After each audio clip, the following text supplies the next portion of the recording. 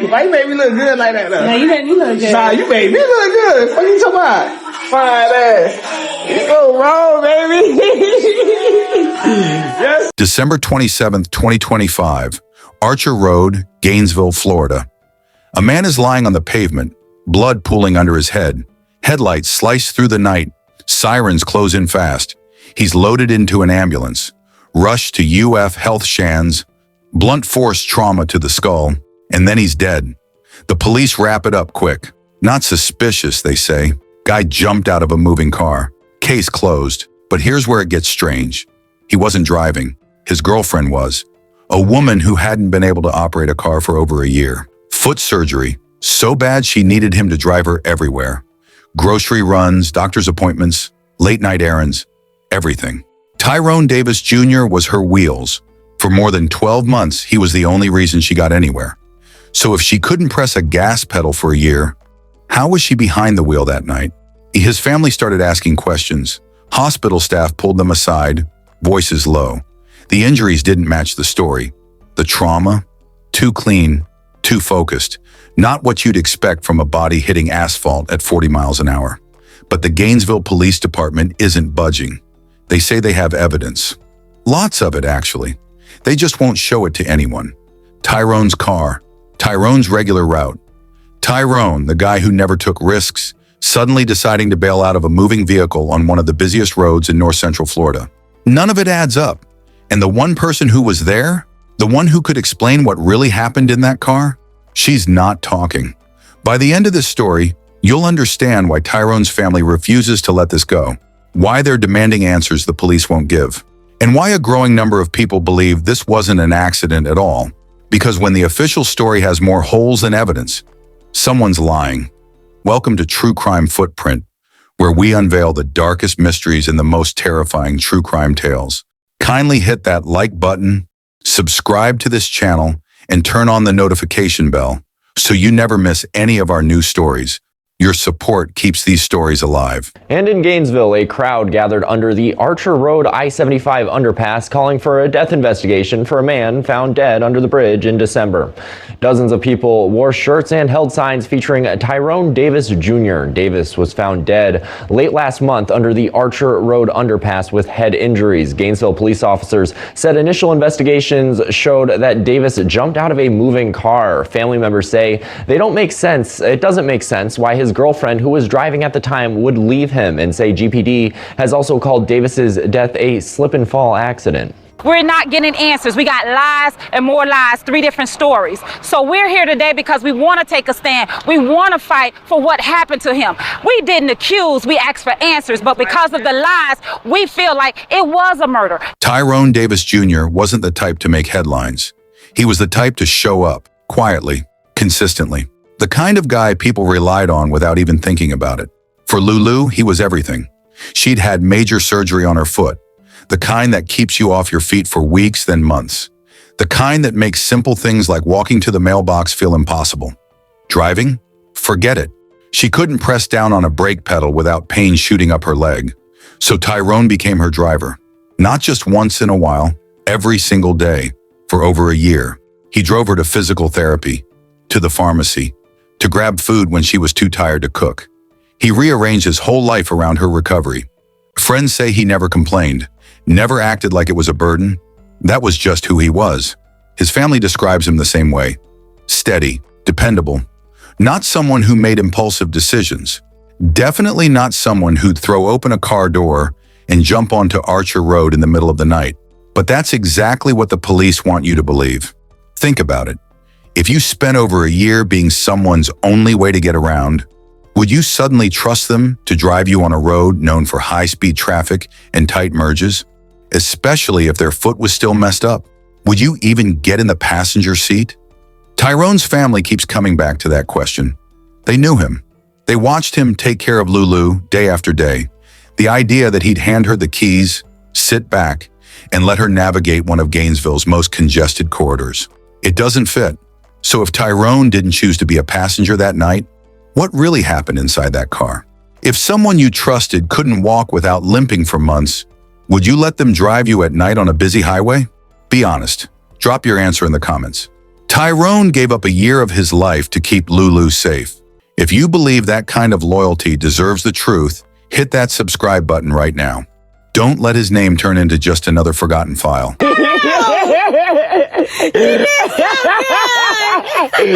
love you. I love you too. Man, I love you. You my everything. Oh my God. Lord, I love you, Lou. So I can close the door. I love you, Lou. Take your time. It's late December. The holiday rush is winding down. Archer Road is still busy, but the chaos has thinned out. Streetlights glow orange. Traffic cameras blink red at every intersection. Tyrone is in his own car. The car he's been driving for over a year. The car Lulu hasn't touched in all that time. But tonight she's behind the wheel. At some point during the drive, Tyrone exits the vehicle. While it's moving, his body hits the asphalt hard. Skull meets pavement. The impact is brutal. Emergency responders arrive within minutes. They load him onto a stretcher. He's unconscious, bleeding. They rush him to UF Health Shands, less than 2 miles away. Doctors work fast, but the damage is already done. Blunt force trauma to the head, the kind of injury that doesn't give you a second chance. Tyrone Davis Jr. is pronounced dead. Within days, the Gainesville Police Department makes their call. Not suspicious. No foul play. The working theory? He jumped, voluntarily exited a moving vehicle. End of story. But Tyrone's family? They're not buying it. They start asking questions, quietly at first, then louder. They talk to hospital staff, and that's when things get interesting. According to the family, medical personnel who treated Tyrone said something that stopped them cold. The injuries didn't look right. The trauma was too focused, too specific, not the kind of damage you'd expect from a body tumbling across asphalt at 40+ miles an hour. When you fall from a moving car, your body rolls, skids, you get road rash, broken bones in multiple places, defensive wounds from trying to catch yourself. But Tyrone's injuries, concentrated, almost surgical in their precision. Hospital staff see this kind of thing all the time. Car accidents, pedestrian strikes, high-speed falls. They know what the patterns should look like. And according to his family, they saw something different. So here's the question nobody wants to answer. If trained medical professionals doubted the story, why didn't the police? What kind of fall kills you in one clean hit and leaves everything else untouched? If hospital staff told you the injuries didn't match the official explanation, would you demand a second look? Let me know in the comments. The police closed this case in days. If you think families deserve more than a rubber stamp and a shrug, hit that like button and share this video. The more people who see it, the harder it is to ignore. And do this for me right now. Go to the comments and type justice for Tyrone Davis Jr. His family needs to know people are still paying attention. Do it now. Let's talk about Lulu. For over a year, she was a passenger, not by choice, by necessity. Her foot was wrecked. Surgery left her unable to do basic things most people take for granted. Walking hurt, standing hurt, and driving impossible. That's not an exaggeration. Tyrone drove her everywhere because she physically could not operate a vehicle.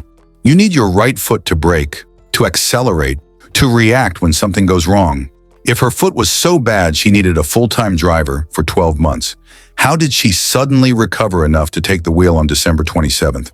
The police never addressed this, not publicly anyway. They took her statement. She said Tyrone jumped. They believed her. Case closed. But think about the mechanics here. Let's say Tyrone really did try to exit the car while it was moving. What would a driver do? Any driver? Slam the brakes. Immediately, instinct takes over. You don't think. You just react. But if your foot is compromised, if you can't press down with full force, if your reaction time is slowed by pain or limited mobility, can you stop the car in time? And if you can't, what happens next? Tyrone's family keeps circling back to this. Lulu couldn't drive to the grocery store, couldn't take herself to a doctor's appointment, but she could navigate Archer Road at night with her injured boyfriend in the passenger seat. It doesn't track. There's another possibility, one the police don't seem interested in exploring. What if the injuries happened before Tyrone left the car? What if something went wrong inside the vehicle? An argument, a struggle, a moment of panic, and then the body ended up on the road. Staging a scene isn't as hard as people think. You don't need to be a criminal mastermind. You just need to know what the cops will believe. And cops see what they expect to see. Body on the pavement, moving vehicle, driver in shock. It writes itself. But if you look closer, the cracks start to show. Lulu made a miraculous recovery that night, or something else happened in that car. Which one makes more sense to you? Do you think it's possible to stage a scene and get away with it? Have you ever heard of a case where the first explanation turned out to be completely wrong? Share your story below. Look, I get it. Some of you won't subscribe. You'll watch this whole thing, maybe even share it, but that button stays gray, and that's fine. But if that's you, do me a favor. Go to the comments and tell me why. What's holding you back? I'm genuinely asking. Let's have that conversation. The Gainesville Police Department says they have evidence.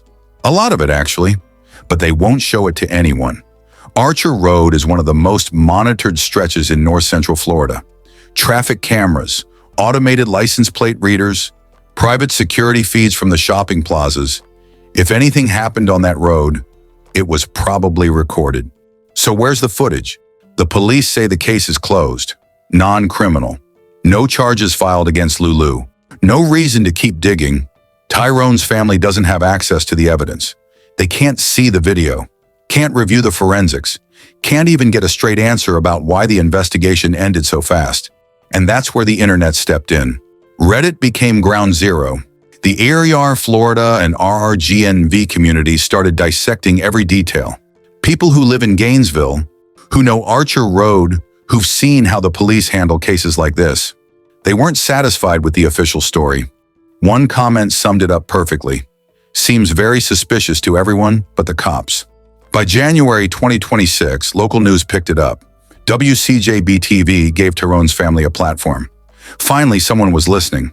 But listening doesn't mean action. The file is still closed, the evidence is still locked away, and Lulu still hasn't explained how she was able to drive that night. There's another layer here. One people don't always want to talk about, but it matters. Tyrone Davis Jr. was a black man in a city with a complicated history. Would the response have been different if he was white? If he came from a wealthier neighborhood? If his family had connections? Maybe, maybe not. But the question hangs there. Because when cases get closed this fast, when families get stonewalled this hard, when evidence stays hidden this long, people start to wonder if the system is working the way it's supposed to, or if it's working exactly the way it was designed. The file says closed, but the fight? Just getting started. Do you think race played a role in how fast this case was dismissed? Be real. Drop your honest take in the comments. Before we finish, I need you to do something right now. Go to the comments and type justice for Tyrone Davis Jr. Let his family see that this story still matters, that people are still watching. If you believe Tyrone deserved better than a closed case and a press release, smash that like button. Share this video with someone who gives a damn about accountability, and subscribe. Because stories like this don't spread by accident. They spread because people like you refuse to let them disappear. Tyrone's family is still fighting. They want an independent review. They want the footage. They want Lulu to answer one simple question: how were you able to drive that night? This case isn't just about Tyrone. It's about every family that's been told to accept an answer that doesn't make sense. Every time someone's gut screams something's wrong, but the official report says move along. It's about the space between what happened and what we're told happened. Was Tyrone Davis Jr.'s death an accident? A mistake? Something darker? We might never know. But his story doesn't end with a rubber stamp and a closed file. So here's my final question for you. Was justice served, or was it buried under a not suspicious label before anyone even had a chance to look? Comment below. I'm reading every single one. If this hit you, if it made you think, hit that like button, share it, subscribe and turn on notifications so you never miss the next case. Because if we don't tell these stories, who will? And if you still think this was just a tragic accident, I want to hear from you too. Tell me why. Convince me. I'll be in the comments. Our hearts ache for Tyrone's family. Words feel inadequate, but please know you are held in deepest sympathy and prayers. May you find strength and comfort in the memories of Tyrone. To everyone who made it to the end, thank you for watching, for your attention, and for joining us on this journey of reflection. Stay informed, stay vigilant, and above all, stay safe. See you on our next video.